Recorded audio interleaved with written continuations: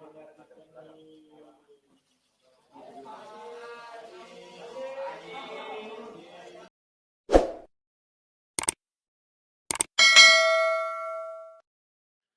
itu malam hari ini, pagi hari Sabtu, tanggal 25 September 2021, perkenankan kami untuk menyampaikan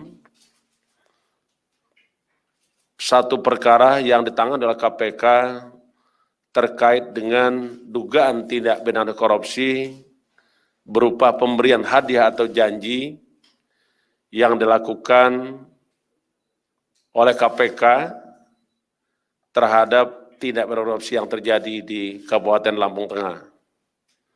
Kami akan menyampaikan informasi ini lengkap dari mulai apa yang dilakukan oleh KPK sampai dengan malam hari ini.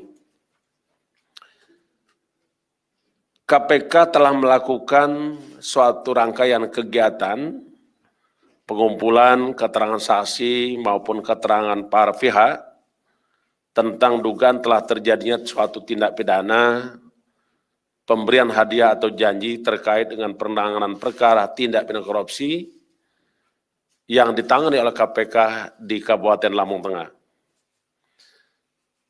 Kegiatan dalam rangka pengumpulan keterangan dan bukti tadi telah menemukan bukti permulaan cukup sehingga kita tingkatkan ke tahap penyidikan. Dan pagi hari ini kami sampaikan kepada segenap anak bangsa bahwa KPK telah kita ada rekan-rekan melihat dan mengikuti apa yang terjadi siang tadi sampai pagi hari ini. Saudara AZ, Wakil Ketua DPR RI periode 2019-2024 sebagai tersangka terkait dengan dugaan tindak korupsi, pemberian hadiah atau janji dalam penanganan perkara tindak pidana korupsi yang ditangani oleh KPK di Kabupaten Lampung Tengah. Dalam perkara ini, tim penyidik yang dipimpin oleh Direktur Penyidikan melakukan upaya paksa berupa penangkapan terhadap AZ dengan langsung mendatangi rumah kediamannya yang berada di wilayah Jakarta Selatan. Mengingat yang bersangkutan meminta penundaan pemanggilan dan pemeriksaan pada hari Jumat kemarin, karena yang bersangkutan memberikan keterangan kepada KPK bahwa yang bersangkutan sedang menjalani isolasi mandiri, sebabnya karena sempat berinteraksi dengan seseorang yang dinyatakan positif COVID-19. Maka KPK melakukan konfirmasi dan melakukan pengecekan kesehatan yang bersangkutan, yang dilakukan oleh tim penyidik dengan melibatkan tenaga medis. Hasil pengecekan kesehatan saudara AZ dilakukan di rumah beliau, saudara AZ, dengan hasil menunjukkan bahwa hasil tes swab antigen non-reaktif COVID-19, sehingga bisa dilakukan pemeriksaan oleh KPK. Tim KPK selanjutnya membawa AZ ke gedung KPK Merah Putih untuk dilakukan pemeriksaan. Adapun perkara yang terjadi adalah sebagai berikut. Pada sekitar Agustus 2020, AZ menghubungi SRP dan meminta tolong untuk mengurus kasus yang melibatkan AZ dan AG yang sedang dilakukan penyelidikan oleh KPK. Selanjutnya SLV menghubungi MH untuk ikut mengawal dan mengurus perkara tersebut. Setelah itu MH menyampaikan AZ dan AG untuk masing-masing menyiapkan sejumlah uang 2 miliar rupiah. Halaman 2 mana? Halaman 2 enggak ada. Saya lanjutkan. SRP juga menyampaikan langsung kepada AZ terkait dengan permintaan sejumlah uang dimaksud dan kemudian disetujui oleh AZ. Artinya ada kesepakatan.